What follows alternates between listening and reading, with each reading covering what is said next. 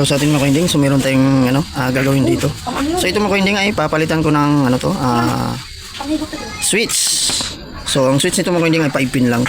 So ito yung aking na-modified yung kanyang charging. So ito yung na-modified natin. So ito mga koinding ay papalitan ko ng switch dahil dumating na yung ating pamalit dito. So ito mga koinding ay tatanggalin ko muna yung kanyang ground, tapos itong kanyang positive, yung may diode ako nilagay. So yung mga hindi ay tatanggalin muna natin yung kanyang yung positive ng ating battery.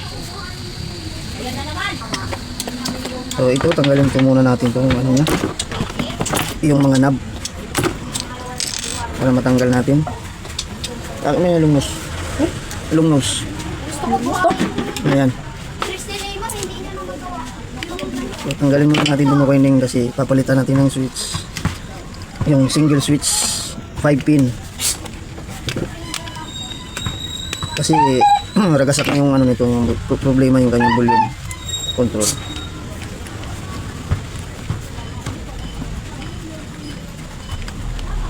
Tanggalin lang natin to.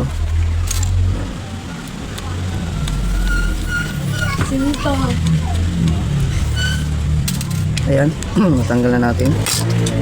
So ito ang papalitan natin dito mga koinding, kasi yung 5 pin na yan, yung 5 pin na yan. So bago yan ay tanggalin ko muna yung kanyang ground. So ito yung ground sa kanyang pinaka lead light. Ayan. So i-tape muna natin para hindi dumikit doon sa para hindi dumikit sa positive. For safety lang. Kasi itong positive line niya ay sa battery. Ayan, tanggalin ko muna. Ayan. Tapos i-tape din natin kasi uusok yung battery na yan pag lumikit yung ating positive. So ayan, bago tayo mag kumpuni dito, bakit na yung tester na. Ayan, patong ko lang dito, tapos tatanggalin natin itong coining. So 50k, so 50k pala yan, na 50k na 5 pin. So kamali pa ako ng order. So ito, so ito dalawa, so ito'y bago. So yan so mura lang ito mga coining. So yan so may kasama na itong 5 pin din, yung 5 pin kasi may kasamang single switch na ito. Ayan yung tumutunog. Ayan pag siya lumalagatik. So ayan, so dalawa itong mga coining, reserva yung isa.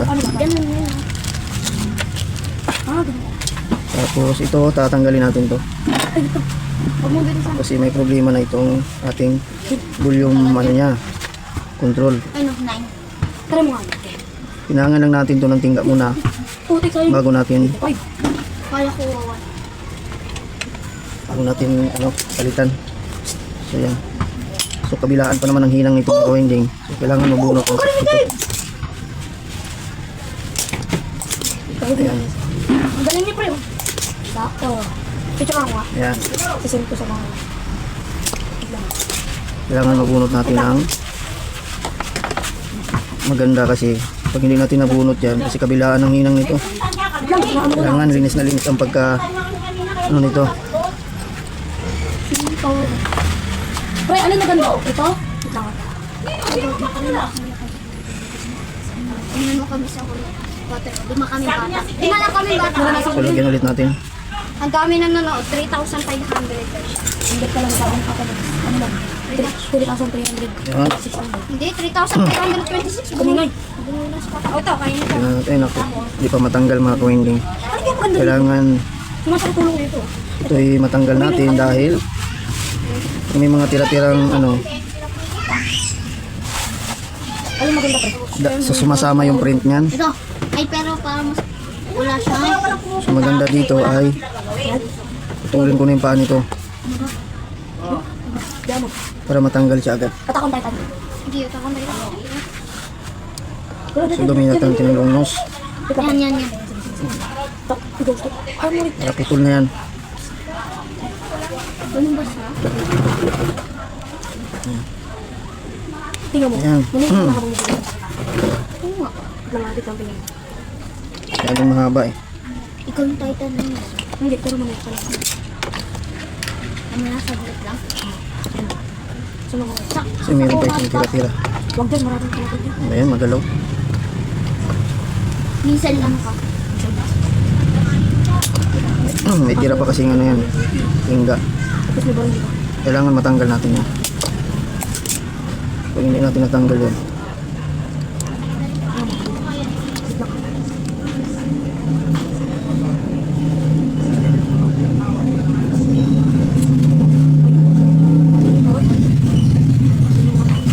Tapos, dandahanin natin hilahin. Yo, natanggal na. Ayan.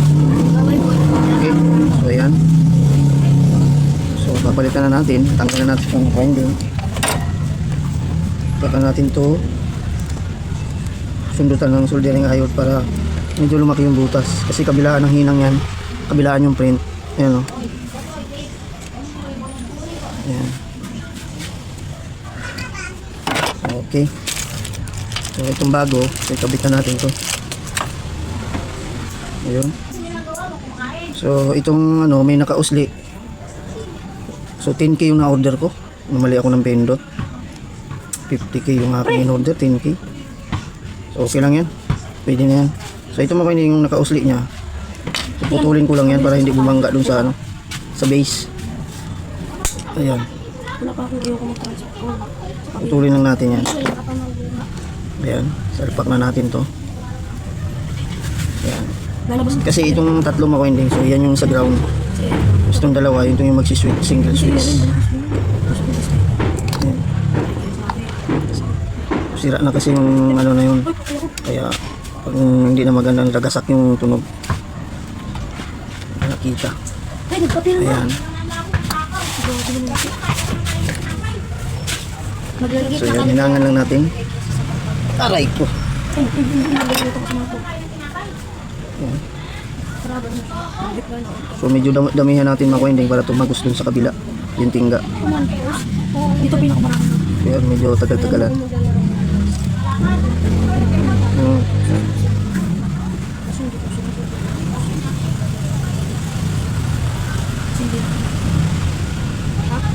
Ayan. Kasi parang kami. Tapos ito. Okay. Ayan. Okay na. Tapos ibalik natin tong ito, ibalik na natin to kung inano natin. So inangan natin tong pinaka ground nya.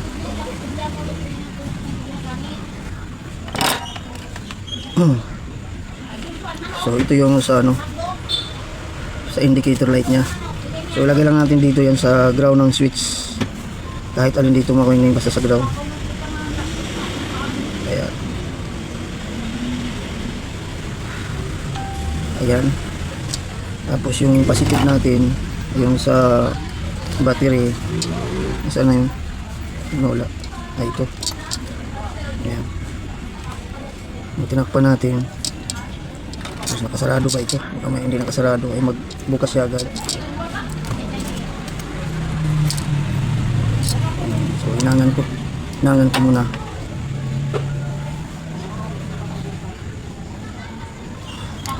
Ayan. Tapos dito yan sa positive line ng battery. Ayan. Aray ko, magdidikit pa yata. Delikado ah. Mislap eh. Ayan. Tapos i-on natin. Ito yung switch. Ayun, oh. So yun. So ito yung ragasak. Ngayon try natin kung wala na ba itong ragasak. Patayin muna natin. So ibalik ko lang itong kanyang base, yung harang.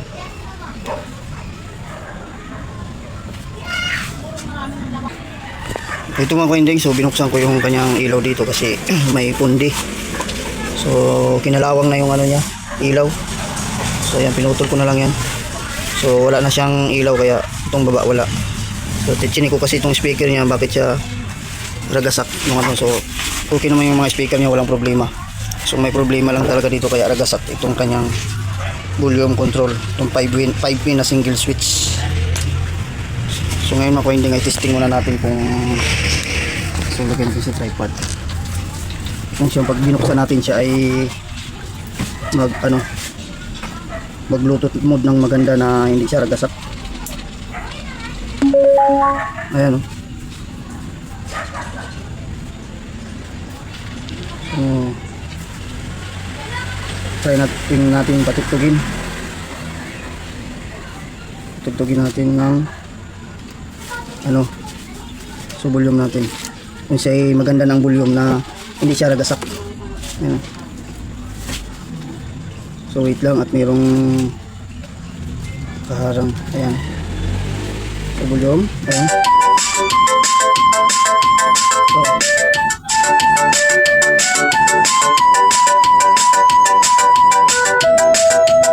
So hindi na siya hindi siya tawag nito.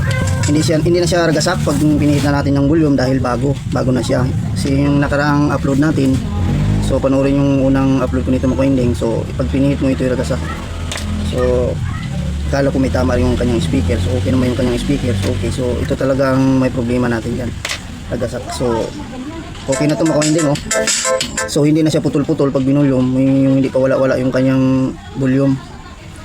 Yung tawag nito yung sound. So ayan ang maganda na. Diretso na siya Makuinding pag binulyom natin yung kanyang sounds. So, ano?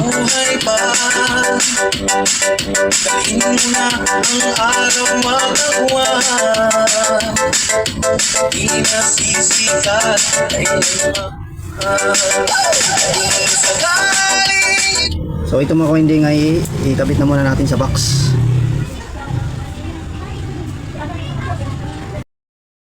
So ito okay na Makuinding. So naibalik na natin lahat ng kanyang cover.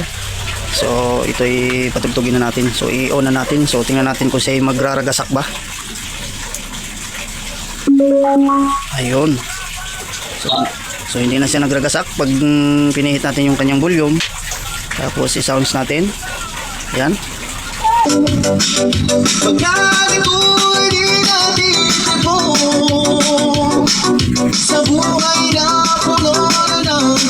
So yun Makuinding, okay na yung kanyang volume mo, wala nang ragasak.